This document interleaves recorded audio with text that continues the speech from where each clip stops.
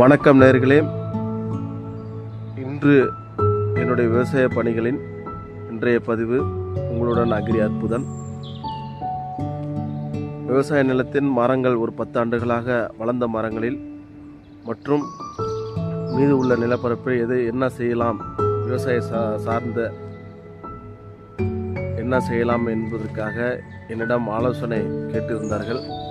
நானும் போய் பார்த்த பிறகு மரங்களை மிளகு சாகுபடி மற்றும் நிலப்பகுதி ஓரங்களில் தென்னை மற்றும் இடைவெளிகளில் செடி முருங்கை மற்றும் இன்னும் எண்ணற்ற சாகுபடி பற்றி பகிர்ந்து கொள்ளேன். மற்றும் அரசாங்க தரப்பில் வருகின்ற மானியங்களையும் எடுத்து கூறியுள்ளேன்.